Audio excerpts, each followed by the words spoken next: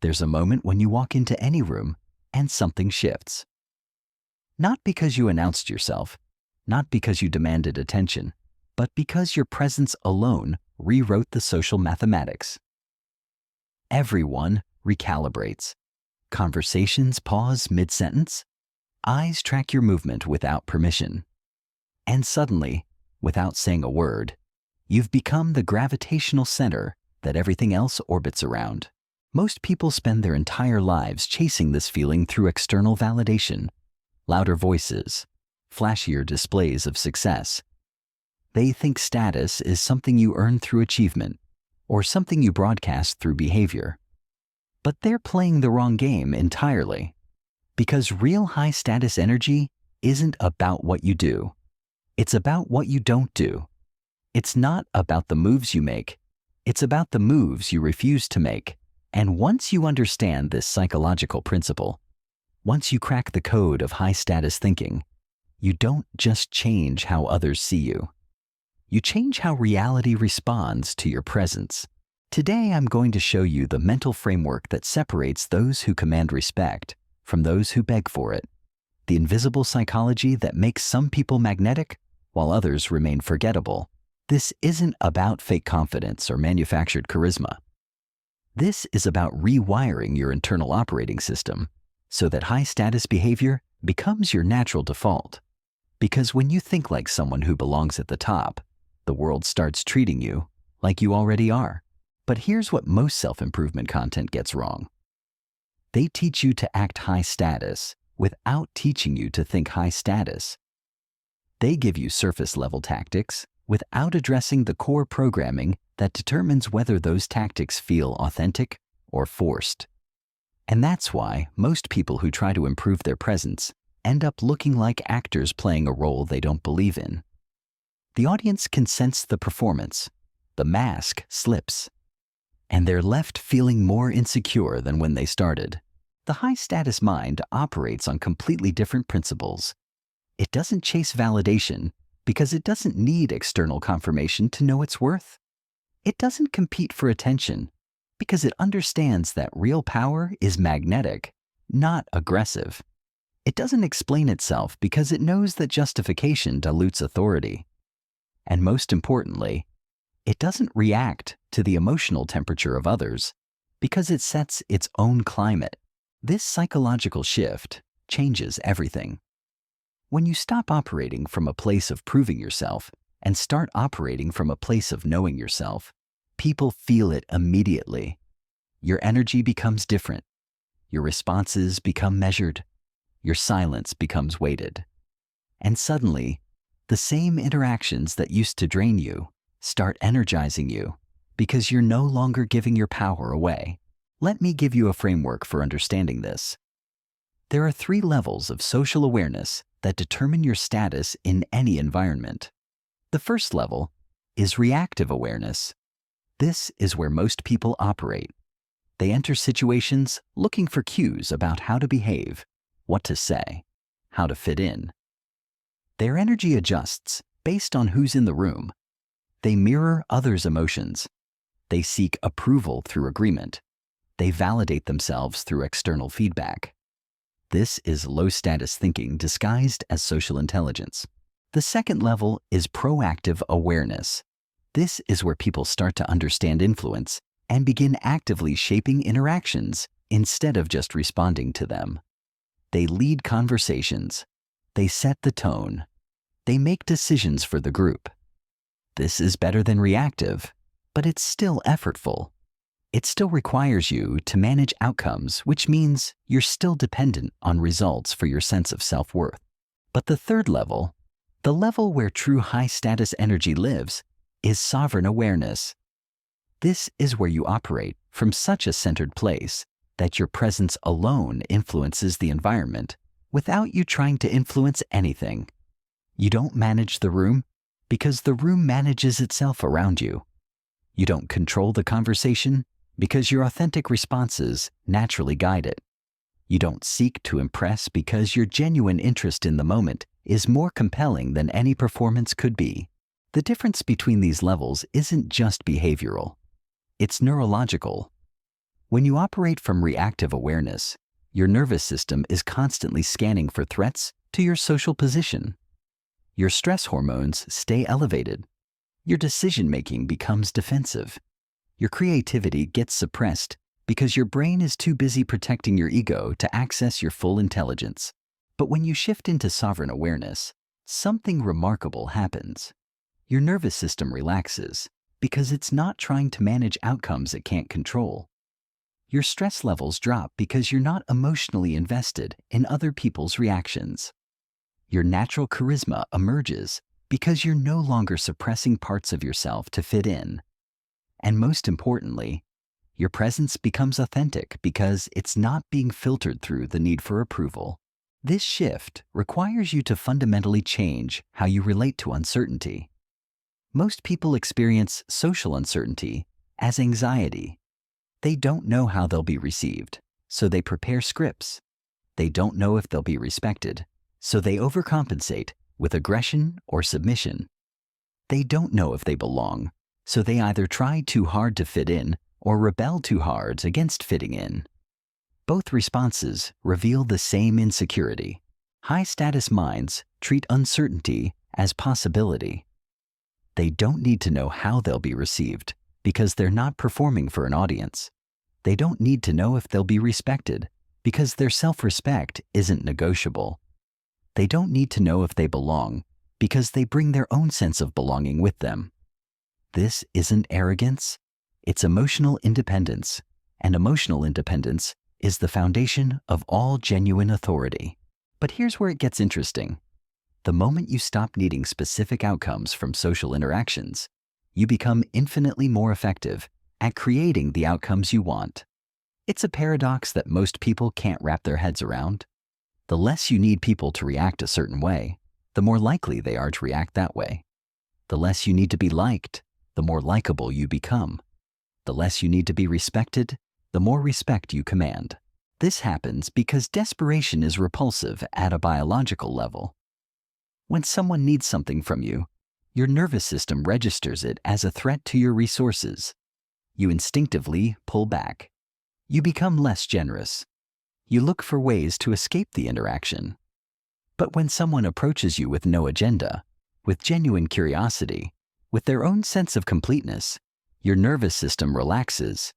You become more open, more willing to engage, more likely to see them as an equal or even look up to them. The high-status mind understands this dynamic and uses it not to manipulate, but to create more authentic connections. Because when you're not trying to get something from people, you can actually see them clearly. When you're not performing for approval, you can respond to what's actually happening instead of what you hope will happen. When you're not protecting your image, you can be present to the moment. And presence, real presence, is the most attractive quality any human being can possess. This is why the most magnetic people you've ever met probably weren't the most conventionally successful, or the most physically attractive, or even the most talented. They were the most present. They were the ones who seemed to exist in their own gravitational field. They were the ones who made you feel like the most interesting person in the room. Not because they flattered you, but because they were genuinely interested in what you had to say. That level of presence can't be faked. It can't be performed. It can only emerge when you've done the internal work to become comfortable with who you are when no one is watching. When you've developed such a solid relationship with yourself, that external validation becomes nice to have instead of need to have. When you've built such trust in your own judgment that other people's opinions inform your decisions, but don't control them. This internal foundation is what we're going to build together. Not through surface-level confidence tricks or social manipulation techniques, but through a complete rewiring of how you think about status, influence, and human connection. Because once you understand the psychology behind high-status behavior, once you internalize the mental models that create natural authority, you won't need to remember to act confident. Confidence will be your default setting. The transformation begins with understanding that high-status individuals don't just behave differently. They process information differently. Their mental operating system runs on entirely different code. Where most people see social situations as tests to pass or fail, high-status minds see them as data to process. Where others experience judgment as a threat to defend against, they experience it as feedback to consider or dismiss. Where the masses feel the need to justify their choices, they simply make choices and let the results speak. This cognitive shift creates what psychologists call emotional regulation, but what I call psychological sovereignty. You become the author of your own emotional experience instead of letting external circumstances write your story. And once you control the narrative inside your head, you control the energy you project into the world. Most people give away this control without realizing it. They let other people's moods determine their moods. They let criticism shake their confidence. They let approval inflate their ego. They're essentially emotional satellites orbiting around other people's energy instead of generating their own. But high-status minds operate like planets. They have their own gravitational pull. Their emotional state influences the room instead of being influenced by it. This isn't about becoming cold or disconnected. It's about becoming emotionally self-sufficient. When you don't need other people to regulate your emotions for you, you can actually connect with them more deeply. When you're not dependent on their approval for your self-worth, you can disagree with them without taking it personally. When you're not afraid of their judgment, you can be vulnerable without feeling exposed. The practical application of this starts with how you interpret social feedback. Low-status minds take everything personally. Someone doesn't laugh at their joke. They assume they're not funny. Someone disagrees with their opinion. They question their intelligence. Someone doesn't return their energy. They wonder what's wrong with themselves. This creates an exhausting cycle of self-doubt and overcompensation. High-status minds understand that other people's responses have more to do with their internal state than with you. Someone doesn't laugh at your joke. Maybe they're distracted by their own problems. Someone disagrees with your opinion. Maybe they're processing their own conflicting beliefs. Someone doesn't return your energy. Maybe they're having an off day. This perspective isn't about making excuses. It's about accurate interpretation of social data. When you stop taking everything personally, you stop wasting energy on things you can't control. You become more efficient with your emotional resources. You can focus on what actually matters instead of getting derailed by every micro-interaction. And paradoxically, this detachment makes you more effective in social situations because you're responding to what's actually happening instead of what you imagine is happening. But there's a deeper layer to this. High-status minds don't just interpret feedback differently, they generate different kinds of feedback from others. Because when you're not desperately seeking approval, people sense that independence and respect it. When you're not afraid of disapproval, people feel safe to be authentic around you. When you're not performing for validation, people can actually see who you are instead of who you're pretending to be. This creates an upward spiral. The more authentic you become, the more authentic responses you generate from others. The more emotionally independent you become, the more people want to be around your energy. The more you stop needing specific outcomes, the more often you get the outcomes you want. It's not magic, it's psychology. The mechanism behind this is mirror neurons. Humans are wired to unconsciously mirror the emotional states of people around them. When you're anxious, others feel anxious. When you're desperate, others feel uncomfortable. When you're performing, others feel the artificiality. But when you're genuinely at ease with yourself, others feel that ease too. When you're emotionally centered, others feel drawn to that stability. When you're authentically present, others feel permission to be present too. This is why the most influential people aren't necessarily the most skilled at influence techniques. They're the most skilled at being themselves without apology. They've developed such a clear sense of identity that they don't need to adjust it based on their audience. They show up the same way whether they're talking to a CEO or a janitor, whether they're in a boardroom or a coffee shop, whether they're being praised or criticized. This consistency creates trust. People know what they're getting with you. They don't have to guess which version of you will show up today. They don't have to manage your emotions or walk on eggshells around your insecurities. They can relax in your presence because your presence is reliable. And relaxation is the foundation of all genuine connection. But achieving this level of consistency requires brutal self-awareness. You have to know your triggers before you can transcend them. You have to understand your patterns before you can change them. You have to acknowledge your insecurities before you can stop letting them drive your behavior. This isn't comfortable work. It's much easier to stay on the surface, managing your image instead of developing your character. Yet the payoff is extraordinary. When you do this internal work, when you build genuine self-knowledge and emotional regulation, your entire social experience transforms. Conversations become energizing instead of draining. Conflicts become opportunities for understanding instead of threats to your ego. Rejection becomes information instead of identity damage. And success becomes sustainable instead of anxiety-provoking. The high-status mind treats every interaction as practice for becoming more of who they already are, not practice for becoming someone else. They don't study other people to copy their behavior. They study themselves to understand their own patterns. They don't seek mentors to follow their path. They seek wisdom to walk their own path more skillfully. This approach creates something that can't be faked or copied. It creates presence that comes from the inside out instead of being constructed from the outside in. And that kind of presence doesn't just command respect in the moment.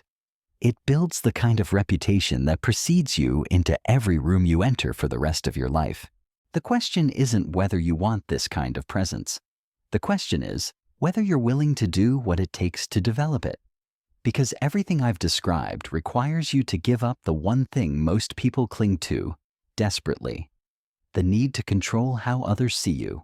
Think about how much mental energy you spend every day managing your image, crafting the perfect response, choosing the right outfit, saying what you think people want to hear, avoiding topics that might create conflict, laughing at jokes that aren't funny, agreeing with opinions you don't share. All of this effort, all of this performance, and for what? A version of respect that evaporates the moment you stop performing? The high-status mind makes a different choice. It chooses authenticity over approval. It chooses presence over performance. It chooses internal validation over external validation. And yes, this means some people won't like you. Some people will misunderstand you. Some people will try to test your boundaries or challenge your choices. But here's what happens when you stop trying to prevent these outcomes. You discover that the people worth knowing actually prefer the real you to the performed you. You realize that disagreement doesn't have to mean disconnection. You learn that boundaries create more intimacy than accommodation ever could. And most importantly, you understand that the energy you were wasting on impression management can be redirected toward actually building the life you want. This shift happens gradually, then suddenly. You start small. Maybe you stop laughing at jokes that aren't funny. Maybe you express an unpopular opinion in a low-stakes conversation. Maybe you leave a social gathering when you're ready instead of when everyone else is ready. Each small act of authenticity builds your tolerance for being misunderstood. Each boundary you maintain strengthens your emotional core. Each time you choose presence over performance, you become more magnetic. The compound effect is remarkable. Within weeks, people start commenting on your energy. Within months, different kinds of opportunities start appearing. Within a year, you realize you're living in a completely different social reality. Not because you learned new techniques, but because you became a new person. The person you always were underneath the performance, but with the courage to let that person be seen. This is the ultimate high-status mind hack. Not a trick you use on others, but a truth you embody about yourself. When you stop needing the world to validate your worth, you become worthy of the world's attention. When you stop performing for approval, you start attracting genuine admiration. When you stop trying to impress everyone, you start impressing the people who matter. The room still shifts when you enter. Conversations still pause. Eyes still track your movement. But now it's not because you're trying to create an effect. It's because you've become the kind of person who naturally creates effects simply by being present, simply by being real, simply by being uncompromisingly, authentically yourself. That's not just high status, that's freedom. And freedom, real freedom, is the most attractive force in the universe. When you embody it, you don't just outplay everyone in the room. You transcend the game entirely. And that's when you realize the ultimate truth about status. The highest status of all is not needing status at all.